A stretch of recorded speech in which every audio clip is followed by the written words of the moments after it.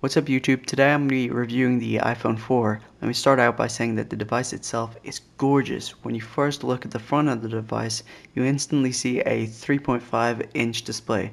The display is a Retina display and it has 4 times as many pixels as the previous iPhone and pretty much every iPod Touch iPhone before this version. So to show the difference, I've taken a photo of the Maps icon on both the iPod Touch and also the iPhone. And to show you the difference, I zoomed in and enlarged the Maps icon so much that you can only see the pinhead on both of the devices. And pretty much the squares that you can see are the pixels, and when you count the squares across the pinhead, you'll notice on the iPod Touch there's only 9, and on the iPhone there's a massive 18. That means that there's double the pixels going across on the iPhone as the iPod Touch. Also when you count downwards, it's the same, it's double the amount, which means that if you add that up, it's quadruple the amount. So it's 4 times as many pixels on the iPhone as the iPod Touch. To me, that's amazing. When you look at the device in your hands, when you have it in your hand, you can notice the difference straight away. When you have your iPod, you have your iPhone 3GS, or well, any iPhone pretty much, or iPod, you notice the difference straight away. It'll blow you away straight away. When you're viewing videos or well anything, games, or even when you're reading text, the text is so clear. It's crystal clear. So I'll stop rambling on about this, but yeah, the display is just gorgeous. The iPhone 4 also features a front-facing camera, and I've tried this with both just using the camera application and also doing FaceTime calls, and I can say that the quality is still nice. It's pretty good. It's not obviously as good as the back-facing camera, and the back-facing camera is um 5 megapixels, but I'll get to that in a few seconds. But the front-facing camera, it still has good quality, and also let me jump in and say that FaceTime calls look awesome when you're talking to somebody else. The quality is still pretty awesome. I'd love to have it on the not yeah, the 3G network, but unfortunately they're not allowing that currently, and they probably won't, just because AT&T's being an ass pretty much and limited your data a ton. So yeah, that's just my thoughts on AT&T. But if you move over to the right, next to the front-facing camera, you'll see the speaker bar that hasn't really changed. Um, I don't know what's above that on the iPhone, the white iPhone. I have no clue what that is, but it looks ugly, and that's a huge reason why I didn't even get the white one. But I was always actually gonna get the black one, so it wasn't really a debate over the two. When you turn the phone to the right or rotate it, you'll notice that the side is pretty plain. It's got the SIM chip or tray thing, and also the black bar where the antenna is.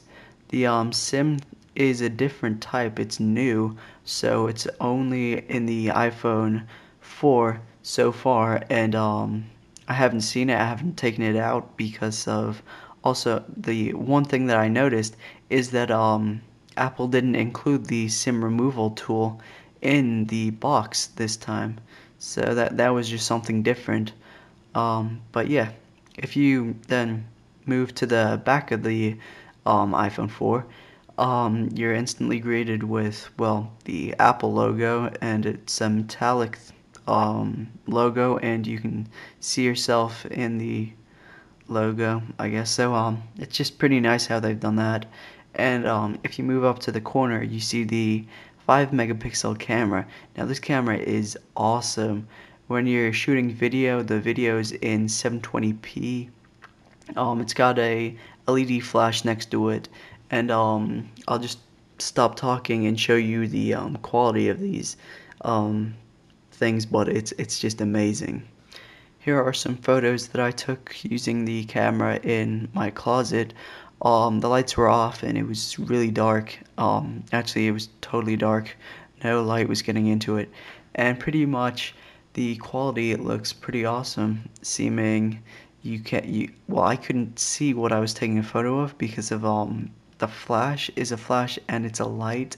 It's a light for the video, but it's just a flash for the camera.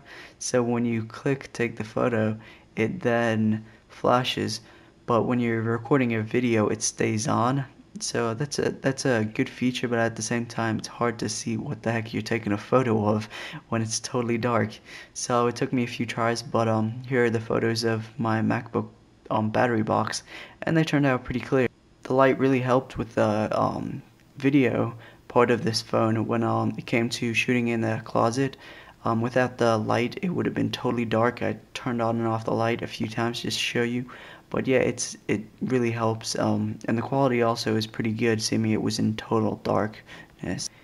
Here is a video of some flowers that I shot outside in the daylight, and they look really nice. The quality is a lot better because of it's in natural light and everything. But the quality and everything is awesome with the iPhone 4. You get up to 30 frames per second with the iPhone, which is pretty awesome for a phone. Like, don't forget, we're talking about a phone here, and the quality is just awesome. Here are some photos of flowers taken in the daylight, and once again, the photos are crystal clear. They're really nice. They were taken with obviously the 5 megapixel camera, and they're just awesome. They're really clear. Moving on to the other side of the phone, you see the silent switch, the up and down buttons for the audio, and also the other antenna thing. Now, for the mute or silent switch, it's nice how they've made it just as it sticks out just as much as the buttons, but at the same time, it's not like too far in. It's just the right distance. And yes, that's what she said joke, but let's skip over them jokes. And let me just say also that the buttons and everything are really sturdy. Like it wasn't just like, oh, let's just put the buttons in and make it all flimsy and everything. This phone is like rock solid when you feel it and everything. Wow, let's stop with the that's what she said jokes in the comments.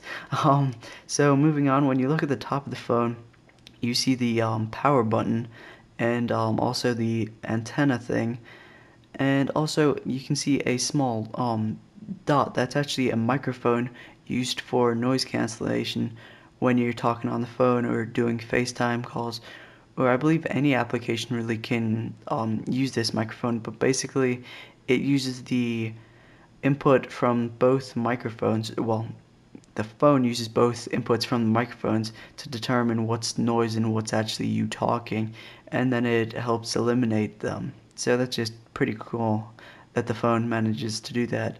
And then obviously you've got your 3.5 millimeter audio jack. When you move over to the bottom of the phone, you see a microphone, the two screws, the 30 pin sync connector thing, and then also a speaker. And that's pretty much it for the design of it. Moving on to the internal workings of this device, it has a 40% bigger battery than the previous iPhone, which means that it lasts a lot longer, but at the same time it doesn't last a lot longer, and the reason for this is the processor. It has an A4 processor. That's the same processor as the iPad has, and if you think the iPad's fast, this runs fast too. It's like, I think it's faster really when you think about it. But the reason that the battery life isn't longer than the previous version is just because the A4 processors obviously eating away at it. Also, it's got the graphics. It's got 4 times as many pixels to power. Also multitasking.